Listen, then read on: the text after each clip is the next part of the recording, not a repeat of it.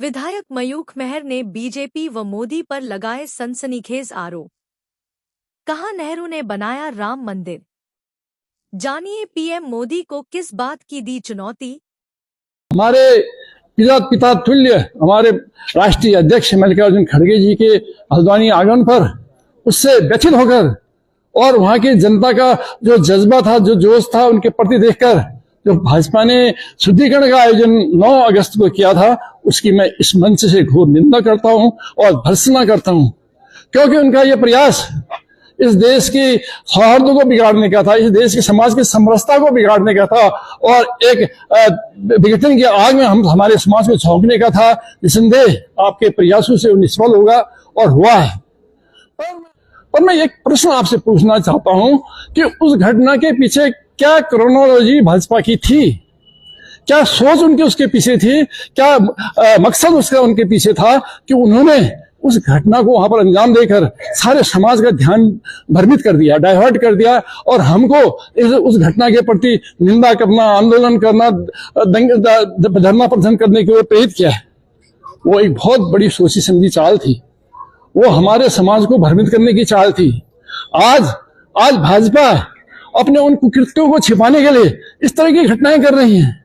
आज एक घटनाएं के माध्यम से वो लोग राम मंदिर के चंदा चोरी के पर्दा डालना चाहते हैं, वो ईएम में वोट चोरी के ऊपर पर्दा डालना चाहते हैं, वो संसद में कि कैग की रिपोर्ट में जो 54,000 करोड़ रुपए उन्होंने चोरी करे हैं उस पर पर्दा डालना चाहते हैं। वो आज जो हमारे अरुणाचल में 60 किलोमीटर अंदर चीन आ चुका है उस पर चर्चा करने से बचना चाहते हैं, उस पर पर्दा डालना चाहते हैं।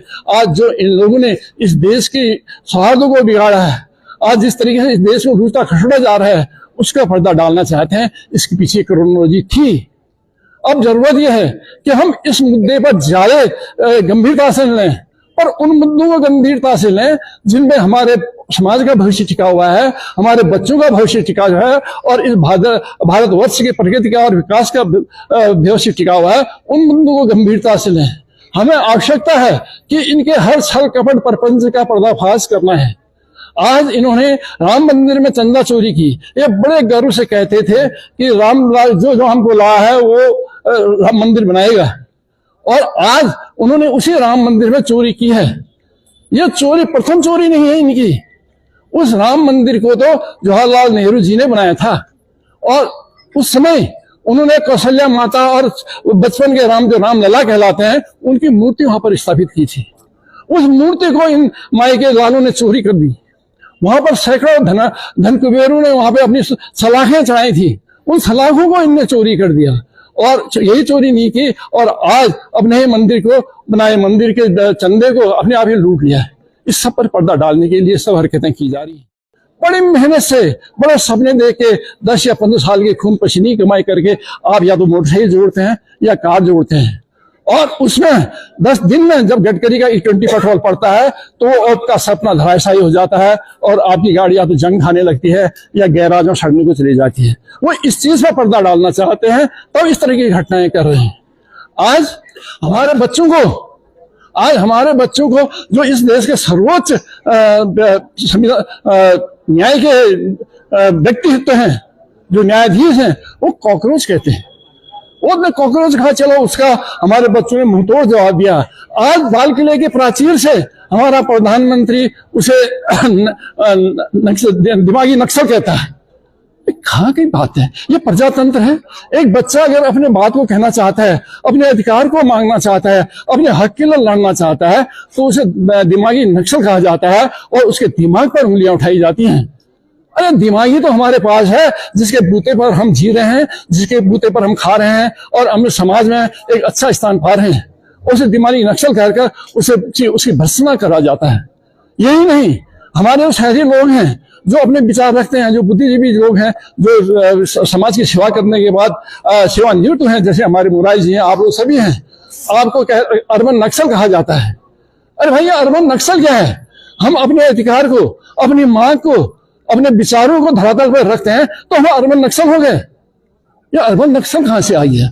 नक्सली तो हमने सुना था, पर अब शहर में जो अपनी बात को कहेगा, जो अपनी बात को मांगेगा, या तो अर्बन नक्सल कहलाया जाएगा या देशद्रोही कहा जाएगा। ये पैटर्न इस देश में आ चुका है, इसकी भी भर्त्सना होनी चाहिए। और इसी को छुपाने के लिए, इसी पे पर्दा डालने के लिए ये लोग ये सारे कृत्य और कुकृत्य कर रहे हैं। देश में जो सर्वोच्च पद है, जो हमारी महामहिम है द्रौपदी मुर्मू जी, वो भी दलित समाज से आती है। क्या ये भाजपा के लोग राष्ट्रीय भोजन का शुद्धिकरण करेंगे? मेरा प्रश्न उनसे एक है। मेरा दूसरा प्रश्न उनसे है, हमारे इसी उत्तराखंड में दो कैबिनेट मंत्री जो दलित समूह से आते हैं, जो आज 4 दिन पहले पिथौरागढ़ में आकर 15 अगस्त का झंडा रोहण करके गई हैं, वो भी दलित समाज से आती हैं। क्या पुलिस लाइन का शुद्धिकरण ये लोग करेंगे? कतई नहीं करेंगे, क्योंकि ये दूसरे के ऊपर उंगली उठाना जानते हैं, और अपने ऊपर कितने भी आक्षेप हो, कितने भी इल्जाम हो, उनको दबाना भी बखूबी जानते हैं, और इनका ये भी जानते हैं। और आज यहाँ दिन आए दिन पेपर लीक हो रहे हैं। हमारे बच्चों के देश आज आखंड तक भ्रष्टाचार में डूब चुका है, चारों तरफ से दुश्मनों से घिर चुका है। 3.5 किलोमीटर तक दुश्मन की सेनाएं अंदर घुस आई हैं। हमारे प्रधानमंत्री के कान में जू तक नहीं रहती थी। वो प्रधानमंत्री जो कहता था कि चीन को लो आंख दिखाओ, अब चीन 60 किलोमीटर अंदर आ गया। भाई आंख दिखाना मेरे को, आंख दिखा करके वो आंखें खोलना।